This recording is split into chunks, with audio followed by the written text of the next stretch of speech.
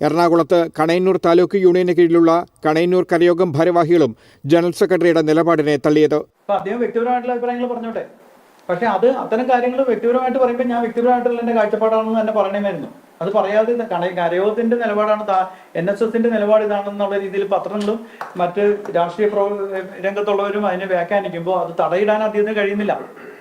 എന്ത് ഡീലാണ്, എന്തിനെ കുറിച്ചാണ് ഡീൽ നടന്നേക്കുന്നത്? ഉറപ്പ് ലഭിച്ചിട്ടുണ്ടെങ്കിൽ ആ ഉറപ്പ് വ്യക്തമായിട്ട് കരയോഗങ്ങൾക്ക് 3 മിനിറ്റ് മതി കരയോഗങ്ങൾക്ക് എത്താനായിട്ട്. ഇപ്പൊ കണ്ട വീഡിയോ ക്ലിപ്സിൽ നിന്ന് നിങ്ങൾക്ക് ഒരു കാര്യം മനസ്സിലായിട്ടുണ്ടാവും. നമ്മുടെ NSSന്റെ അധിപൻ സുകുമാരൻ നായർ പെട്ടുപോയി. അദ്ദേഹം ഈ അയ്യപ്പ സംഗമവുമായിട്ട് ബന്ധപ്പെട്ട് ഒരു പ്രസ്താവന ഇങ്ങോട്ട് നടത്തി. ഈ LDF സർക്കാരിൽ ഞങ്ങൾക്ക് അങ്ങനെ വിശ്വാസമുണ്ടെന്നും അവർ ഞങ്ങളുടെ വിശ്വാസമൊക്കെ അങ്ങ് സംരക്ഷിച്ചു തരുമെന്നും ഉറപ്പുണ്ടെന്നും, അപ്പോൾ അതിൻ്റെ കൂടെ LDFനെയാണ് ഈ BJPയെയും കോൺഗ്രസിനെയും വിശ്വസിക്കുന്നേക്കാൾ നല്ലതെന്നും പുള്ളി അങ്ങ് പറഞ്ഞുപോയി. അയ്യോ, ആകെ ചില നായർപ്പടകളൊക്കെ ആകെ ഇങ്ങോട്ട് ഇളകി വശമായി. ഇപ്പോൾ ഏതാണ്ട് നമ്മുടെ സുകുമാരൻ നായരെ കട്ടപ്പയായി ചിത്രീകരിച്ചുകൊണ്ടും അദ്ദേഹത്തിനെതിരെ തെറി പറഞ്ഞുകൊണ്ടും എല്ലാ നായന്മാരും LDF അല്ല എന്നുള്ളത് സുകുമാരൻ നായർക്ക് അറിയുന്ന കാര്യം തന്നെയല്ലേ. BJPക്കാരായ നായന്മാരും കോൺഗ്രസ്സുകാരായ നായന്മാരും പുള്ളി അങ്ങ് തെറി പറഞ്ഞു തുടങ്ങി. അപ്പം എന്താണ് കേരള രാഷ്ട്രീയത്തിൽ സംഭവിക്കാൻ പോണതെന്ന് വിശദമായി നമുക്കൊന്ന് നോക്കാം. അതിനു മുമ്പ് ഒരു കാര്യം ചെയ്യാം. സ്പേസ് മലയാളത്തിൻ്റെ പുതിയൊരു എപ്പിസോഡിലേക്ക് എല്ലാവർക്കും സ്വാഗതം. സ്പേസ് മലയാളം ലോകത്തിലെയും കേരളത്തിലെയും പ്രധാന സംഭവങ്ങൾ നിങ്ങൾക്ക് ഒരു 10 മിനിറ്റിനകം ചുരുക്കി നിങ്ങളുടെ മുമ്പിൽ എത്തിക്കുന്നതായിരിക്കും. അതിനായിട്ട് ഈ സ്പേസ് ചാനൽ ഒന്ന് സബ്സ്ക്രൈബ് ചെയ്ത് വെച്ചോളൂ. സബ്സ്ക്രൈബ് ചെയ്തു ഓക്കെ. അപ്പം നമുക്ക് എന്താണ് കേരള രാഷ്ട്രീയത്തിൽ ഈ സുകുമാരൻ നായരുടെ ഇപ്പോഴത്തെ ഈ നിലപാട് കൊണ്ട് സംഭവിക്കുക എന്ന് നോക്കാം. NSS ജനറൽ സെക്രട്ടറി സുകുമാരൻ നായരെ പല നായന്മാരും തള്ളി പറഞ്ഞു തുടങ്ങിയത്രേ. ഇനി പുള്ളിക്കാരന് ഒരു രക്ഷയുമില്ല. പിണറായി വിജയന് വേണ്ടി ദാസ്യപ്പണി ചെയ്യുന്നവനാണെന്നും ഒറ്റുകാരനാണെന്നും എല്ലാ നായന്മാരെയും LDFന് ഒറ്റുകൊടുത്തെന്നുമാണ് ഈ വിമർശകർ, പ്രത്യേകിച്ചും ചില കരയോഗങ്ങളിൽ നിന്ന് ഉയർത്തുന്നത് അല്ലെങ്കിൽ വിമർശിക്കുന്നത്. ആ വീഡിയോ ആണ് ഇതിൻ്റെ ആദ്യ ഭാഗത്ത് നിങ്ങൾ കണ്ടത്. അത് ശബരിമലയിൽ അയ്യപ്പ സംഗമവുമായി ബന്ധപ്പെട്ടാണ് നടന്നത്. അതുമായി ബന്ധപ്പെട്ട് സുകുമാരൻ നായരുടെ നിലപാടിനെ ചോദ്യം ചെയ്തുകൊണ്ട് പല കരയോഗങ്ങളും പലതരത്തിലുള്ള ബാനറുകളും ചിലരൊക്കെ ഒളിഞ്ഞും തെളിഞ്ഞുമൊക്കെ വിമർശനം ഉയർത്തുന്നതും നമ്മൾ കണ്ടു കാണും. അതാണ് ഈ വീഡിയോയിലൊക്കെ കണ്ടത്. ഇത് കേട്ട്, ഈ വിമർശനങ്ങൾ കേട്ട് കോൺഗ്രസ്സുകാരും BJPക്കാരും ആനന്ദ പുളികതരായി എന്നാണ് പറയുന്നത്. അവരാനന്ദത്തിൽ ആറാടി.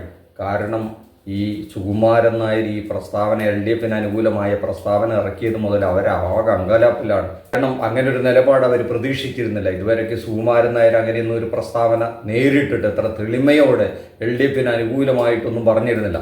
പല ഘട്ടത്തിലും ഗവൺമെൻറ്റിൻ്റെ ചില നടപടികളൊക്കെ സ്വാഗതം ചെയ്തിട്ടുണ്ടെങ്കിലും വളരെ ക്ലിയർ കട്ടായി ക്ലാരിറ്റിയോടുകൂടെ LDFൻ്റെ നിലപാടിനെ ശ്ലാഘിച്ചിരിക്കുകയാണ്. 2026 തെരഞ്ഞെടുപ്പ് പടിവാതിൽക്ക് വന്ന് നിൽക്കുകയാണ്. ആ ഘട്ടത്തിലാണ് സുകുമാരൻ നായർ ഇങ്ങനെ പറഞ്ഞിരിക്കുന്നത്. ഇനി 2 മാസം 3 മാസം കഴിഞ്ഞ തദ്ദേശ സ്വയംഭരണ തെരഞ്ഞെടുപ്പ് വരികയാണ്. ഇന്ന് നടന്ന NSSൻ്റെ പ്രതിനിധി യോഗത്തിൽ സുകുമാരൻ നായർക്ക് തൻ്റെ നിലപാട് തിരുത്തേണ്ടി വരുമെന്നും പഴയ നിലപാടിനെ തള്ളിപ്പറയേണ്ടി വരുമെന്നും പല പ്രതിനിധികളും അല്ലെങ്കിൽ ചില കരയോഗങ്ങളും സ്വപ്നം കണ്ടു. അയ്യോ, യോഗം കഴിഞ്ഞു, പുറത്തു വന്ന വാർത്തകൾ കേട്ട് ഈ വിമർശകരും ഈ തള്ളിപ്പറഞ്ഞവരും കണ്ണു തുറിച്ചുപോയി. അങ്ങനെ ഒരു സംഭവമേ അവിടെ നടന്നില്ലത്രേ. അത്തരത്തിലൊരു സംഭാഷണങ്ങളും വിമർശനങ്ങളും അതിനകത്ത് നടന്നില്ലെന്നും സുകുമാരൻ നായരുടെ നിലപാടിനെ അങ്ങ് എൻഡോഴ്സ് ചെയ്ത് കളഞ്ഞെന്നും എന്താണോ സുകുമാരൻ നായർ പുറത്തേക്ക് പറഞ്ഞ കാര്യം അത് അതേപടി അങ്ങോട്ട് അംഗീകരിച്ചു എന്നുമാണ് ഇപ്പോൾ പുറത്ത് കേൾക്കുന്ന വാർത്തകൾ. അതോടുകൂടെ കോൺഗ്രസ്സുകാരുടെയും BJPക്കാരുടെയും സകല സ്വപ്നങ്ങളും പൊലിഞ്ഞു. അങ്ങനെ സുകുമാരൻ നായരെ ഈ പ്രതിനിധി യോഗത്തിൽ കടിച്ചു കീറുന്നത് കാണാൻ കാത്തു നിന്ന ആൾക്കാരെല്ലാം മോഹഭംഗത്തിലായി. ഇതൊന്നും കേട്ടിട്ട് കോൺഗ്രസ്സുകാരോ BJPക്കാരോ നിരാശരാകേണ്ടതില്ല എന്നാണ് അഭിപ്രായം. കാരണം എന്താണെന്നോ, 2021 തെരഞ്ഞെടുപ്പിൽ വളരെ തെളിമയോടെ തെളിച്ചത്തിൽ സുകുമാരൻ നായർ UDFന് അനുകൂലമായ നിലപാടെടുത്ത ആളാണ്. എന്നിട്ട് എന്താണ് സംഭവിച്ചത്? പ്രത്യേകിച്ചൊന്നും സംഭവിച്ചില്ല. അന്നത്തെ ഭരണപക്ഷം പിണറായി വിജയൻ്റെ LDF വീണ്ടും വലിയ ഭൂരിപക്ഷത്തിൽ അധികാരത്തിൽ വരുന്ന കാഴ്ചയാണ് കണ്ടത്. അതുകൊണ്ട് സുകുമാരൻ നായർ അങ്ങോട്ട് പിന്തുണച്ചാൽ എന്തെങ്കിലും മാറ്റമുണ്ടാകുമെന്ന് കരുതേണ്ടതില്ല എന്നേ നമുക്കിതൊന്ന് മനസ്സിലാക്കാൻ കഴിയുള്ളൂ. ഈ ഘട്ടത്തിലും സുകുമാരൻ നായർ പറയുന്ന ഒരു കാര്യം നമ്മൾ കണക്കിലെടുക്കണം. അദ്ദേഹം പണ്ട് ആരായിരുന്നു എന്നുള്ളത് അദ്ദേഹം തന്നെ പറയുന്നത് നമുക്കൊന്ന് കേട്ടുനോക്കാം. ഞാൻ 18 വർഷം RSSകാരനായിട്ട് ഈ ദണ്ഡം പിടിച്ചു നടന്നവനാണ്. അറിയാം, കേട്ടല്ലോ. അദ്ദേഹം 16 വർഷം ഈ RSSന് വേണ്ടി പണിയെടുത്ത ആളാണ്, ദണ്ട് പിടിച്ച് നടന്ന ആളാണ്. അപ്പോൾ കൂടെ കിടന്നവനല്ലേ രാപ്പനി അറിയൂ.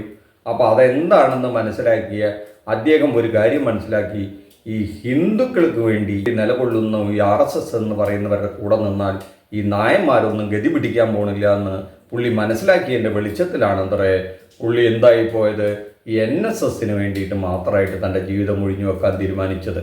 അങ്ങനെയാണ് ഈ NSSൻ്റെ കരയോഗത്തിൻ്റെ പ്രവർത്തനങ്ങളുമായി അദ്ദേഹം മുന്നിട്ടിറങ്ങുന്നത്. അപ്പം ശബരിമലയുമായി ബന്ധപ്പെട്ട അദ്ദേഹത്തിൻ്റെ നിലപാടിനെ പ്രതിനിധി യോഗം എൻഡോഴ്സ് ചെയ്തു. ശബരിമല യുവതീ പ്രവേശനവുമായി ബന്ധപ്പെട്ട പ്രക്ഷോഭകാലത്ത് കൂടെ നടന്ന BJPയുടെയും കോൺഗ്രസിൻ്റെയും തനി നിറം സുകുമാരൻ നായർക്ക് മനസ്സിലായത്രേ. പ്രത്യേക നിയമനിർമ്മാണം നടത്താ എന്ന് പറഞ്ഞിട്ടുള്ള BJP വഞ്ചിച്ചു എന്നാണ് സുകുമാരൻ നായർ പറയുന്നത്. കോൺഗ്രസ് ആകട്ടെ ഒരു നിലപാടുമില്ലാത്ത, ഈ കാര്യത്തിൽ ഒരു നിലപാടുമില്ലാത്ത ഒരു പാർട്ടിയാണെന്നും പറയുന്നു. അപ്പോൾ കോൺഗ്രസിനെയും BJPയെയും വിശ്വസിക്കാൻ കൊള്ളില്ല എന്നും അവർക്ക് പ്രത്യേകിച്ച് ഇതിനകത്ത് വിശ്വാസവുമായി ബന്ധപ്പെട്ട ഒരു വിഷയത്തിൽ താല്പര്യമില്ല എന്നും അവർക്ക് രാഷ്ട്രീയം മാത്രമാണ് ലക്ഷ്യമെന്നും NSSൻ്റെ ജനറൽ സെക്രട്ടറി പറയാതെ പറഞ്ഞു വയ്ക്കുന്നുണ്ട്. അതിൻ്റെ വെളിച്ചത്തിലാണ് പറഞ്ഞത്, ഈ വിഷയവുമായി സംസാരിക്കാനായിട്ട് പെരുന്നയിലേക്ക് ആരും വരേണ്ടതില്ല എന്ന് പറയുന്നത്. അവിടെയാണ് LDFൻ്റെ ഒരു സ്റ്റാൻഡിനോട് അദ്ദേഹം നിലപാട് അനുകൂലിച്ച് സംസാരിക്കുന്നത്. ശബരിമലയുടെ വികസനവുമായി ബന്ധപ്പെട്ട് ഗവൺമെൻറ്റിൻ്റെ നടപടികളെ പിന്തുണയ്ക്കുക എന്നുള്ളത് ഒരു വിശ്വാസിയുടെ കടമയാണെന്നാണ് NSSൻ്റെ സുകുമാരൻ നായരുടെ നിലപാട്. അതനുസരിച്ചാണത്രേ ഈ പമ്പയിൽ നടന്ന അയ്യപ്പ സംഗമത്തിന് പോയതും പന്തളത്ത് അയ്യപ്പ സംഗമത്തിന് പോകാതിരുന്നതും. കാരണം അവിടെ ഒരു സംഗമം നടത്തിയതുകൊണ്ട് ശബരിമലയ്ക്ക് പ്രത്യേകിച്ച് ഒരു വികസനം സാധ്യമല്ല എന്നും, അതേസമയം ഗവൺമെൻറ് എടുക്കുന്ന നടപടികളാണ് അതിൻ്റെ ശരിയായ നടപടികളെന്നും, അവരാണ് അവിടെ പണം ചെലവഴിച്ച് ശബരിമലയ്ക്ക് വേണ്ടിയുള്ള സൗകര്യങ്ങൾ ഒരുക്കേണ്ടതെന്നും നല്ല വ്യക്തമായ കാഴ്ചപ്പാട് സുകുമാരൻ നായർക്കുണ്ടെന്നാണ് NSSൻ്റെ നിലപാടെന്ന് അദ്ദേഹം വെളിപ്പെടുത്തുന്നത്. അതിനോട് ഈ പ്രതിനിധി സഭയിലെ എല്ലാവരും യോജിച്ച് കാണണം. അതുകൊണ്ടാണ് അവിടെ മറിച്ച് എതിർത്ത് ഒരക്ഷരം ആരും സംസാരിക്കാതിരുന്നതും അദ്ദേഹത്തിൻ്റെ നിലപാടിനെ പിന്തുണച്ചതും. അതെന്തായാലും കോൺഗ്രസിൻ്റെയും BJPയുടെയും ഉള്ളിൽ ഒരു ഇടുത്തി വീണ പോലെയായി. നമ്മൾ നേരത്തെ പറഞ്ഞത് തന്നെ. കാരണം 2026 ഇവിടെ നേരെ മുന്നിലെത്തി. തദ്ദേശ സ്വയംഭരണ തെരഞ്ഞെടുപ്പ് തൊട്ടു മുന്നിലാണ്. ഇത് രണ്ടും മുന്നിൽ നിൽക്കുമ്പോൾ ഒരു പ്രബല സമുദായം ഒരു LDF നിലപാട് അംഗീകരിക്കുമ്പോൾ തീർച്ചയായും അവർ അന്തം വിട്ടുപോകും എന്ന് മാത്രമല്ല, ഓരോരുത്തരായി ഈ തങ്ങളെ വിട്ടുപോകുന്നതിലുള്ള ഒരങ്കാലപ്പും അവരെ ബാധിച്ചിട്ടുണ്ട് എന്നുള്ളതൊരു സത്യമാണ്. പക്ഷേ അവരെ സംബന്ധിച്ചിടത്തോളം, ഒരു കോൺഗ്രസിനെയും BJPയെയും സംബന്ധിച്ചിടത്തോളം ഈ നേതാക്കളുടെ ആഹ്വാനമനുസരിച്ചല്ല വോട്ടർമാരാരും തന്നെ, ഈ സമുദായത്തിലെ അംഗങ്ങൾ ആരും തന്നെ വോട്ട് ചെയ്യുന്നത് എന്നുള്ളത് വളരെ സത്യമായൊരു കാര്യമാണ്. ഏറിക്കഴിഞ്ഞാൽ 1% അല്ലെങ്കിൽ 2% താഴെ ആൾക്കാർ മാത്രമായിരിക്കും ഈ നേതാക്കന്മാരുടെ ഇംഗിതമനുസരിച്ച് ആ സമുദായത്തിലെ അംഗങ്ങൾ വോട്ട് ചെയ്യുക.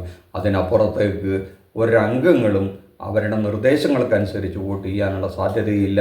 കാരണം SNDP ആയാലും NSS ആയാലും അവരുടെ സമുദായ നേതാക്കൾ പറയുന്നത് പോലെ വോട്ട് ചെയ്യുന്ന മെമ്പേഴ്സല്ല അതിനകത്തുള്ള ആരും തന്നെ. പക്ഷെ ഒരു കാര്യം നമ്മൾ തെളിമയോടെ കാണണം. ഒരു സോഷ്യൽ എഞ്ചിനീയറിംഗ് ഏതൊരു രാഷ്ട്രീയ കക്ഷി വിചാരിച്ചാലും ഒരു സോഷ്യൽ എഞ്ചിനീയറിംഗ് നമ്മുടെ കേരളത്തിൻ്റെ സാമൂഹ്യ വ്യവസ്ഥിതിയിൽ നടപ്പിലാക്കാൻ പറ്റുമെന്നുള്ള കാര്യത്തിൽ തർക്കമില്ല. അത് LDF കുറച്ച് കാലമായി പരീക്ഷിക്കുന്നുണ്ട്. അത് വളരെ സക്സസ്ഫുള്ളായി അവർ ഇംപ്ലിമെൻ്റ് ചെയ്തിട്ടുണ്ട്. അതുകൊണ്ട് തന്നെയാണ് തുടർച്ചയായ LDF ഭരണവും സാധ്യമായത്. അത്തരത്തിലുള്ളൊരു സോഷ്യൽ എഞ്ചിനീയറിംഗ് നടത്തണമെങ്കിൽ ഇത്തരത്തിലുള്ള ഏതെങ്കിലും സമുദായത്തിൻ്റെ ഒരു പ്രഖ്യാപനം കൊണ്ടോ ഒരു നേതാവിൻ്റെ പ്രഖ്യാപനം കൊണ്ടോ ആ സോഷ്യൽ എഞ്ചിനീയറിംഗ് നടപ്പാവുകയേയില്ല. ആ സമുദായത്തിൽ ഉൾപ്പെട്ട അല്ലെങ്കിൽ ആ വിഭാഗത്തിൽ ഉൾപ്പെട്ട മതവിഭാഗത്തിലോ ജാതീയമായോ വിഭാഗത്തിൽ ഉൾപ്പെട്ടവർക്ക് ഈ പാർട്ടിയുടെ നിലപാട് ശരിയാണെന്നുള്ള ബോധ്യം വന്നാൽ മാത്രമേ അവർക്ക് വോട്ട് ചെയ്യുള്ളൂ. അത്തരം നിലപാട് തങ്ങൾക്കും തങ്ങളുടെ വിഭാഗത്തിനും ഗുണം ചെയ്യുമെന്ന് അവർ പൊതുവെ തിരിച്ചറിഞ്ഞാൽ അത് തീർച്ചയായും വോട്ടിലും പ്രതിഫലിക്കും. അത് കോൺഗ്രസോ BJPയോ കമ്മ്യൂണിസ്റ്റോ എന്ന് നോക്കിയല്ല അവർ അത് ചെയ്യുന്നത്. അതാണ് ഒരു 10% ആൾക്കാർ. ആ 10%മാണ് ഇവിടുത്തെ ഭരണം ആര് നടത്തണം എന്ന് തീരുമാനിക്കുന്നത്. അതുകൊണ്ട് കോൺഗ്രസ്സുകാരോടും BJPക്കാരോടും ഒരു കാര്യം പറയാനുള്ളൂ. വെറുതെ ഈ പെരുന്നയിൽ പോയിട്ട് സുകുമാരൻ നായരെ കണ്ട് ഒരു അനുനയ സംഭാഷണമൊക്കെ നടത്തി സമയം കളയാതെ ഈ തെരഞ്ഞെടുപ്പ് ഈ ഏറ്റവും അടുത്ത് നിൽക്കുന്ന ഈ സമയത്ത് സ്വന്തം കാര്യം, സ്വന്തം പ്ലാന്, രാഷ്ട്രീയ പരിപാടിയൊക്കെ ജനങ്ങളോട് അവതരിപ്പിച്ച് കൃത്യമായി ജനങ്ങളെ ബോധ്യപ്പെടുത്തിയാൽ നിങ്ങൾക്കും കേരള ജനത അവസരം തരും. അതിന് നിങ്ങളുടെ പരിപാടികളിൽ ഇവിടുത്തെ കേരളത്തിലെ ജനങ്ങൾക്ക് വിശ്വാസം വേണം. ആ വിശ്വാസമുണ്ടെന്ന് നിങ്ങൾ ജനങ്ങളെ ബോധ്യപ്പെടുത്തണം. അപ്പോൾ നിങ്ങൾക്കും കേരളത്തിൽ ഒരു രാഷ്ട്രീയ ഭാവി ഉണ്ടാവും. അല്ലാതെ വെറുതെ LDFനെയും പിണറായി വിജയനെയും തെറി പറഞ്ഞതുകൊണ്ടോ സുകുമാരൻ നായരെ തെറി പറഞ്ഞതുകൊണ്ടോ ഒന്നും നിങ്ങൾക്ക് നേടാനാവില്ല എന്ന് നിങ്ങൾ തിരിച്ചറിയണം. ഈ അഭിപ്രായത്തിനോട് നമ്മുടെ പ്രേക്ഷകർ യോജിക്കുന്നുണ്ടെങ്കിൽ കമൻറ്റ് ബോക്സിലിടുക. വിയോജിപ്പുണ്ടെങ്കിലും കമൻറ്റ് ബോക്സിലിടുക. നന്ദി, നമസ്കാരം. മറ്റൊരു വിഷയവുമായി മറ്റൊരു എപ്പിസോഡിൽ കാണുന്നവരെ താങ്ക് യു.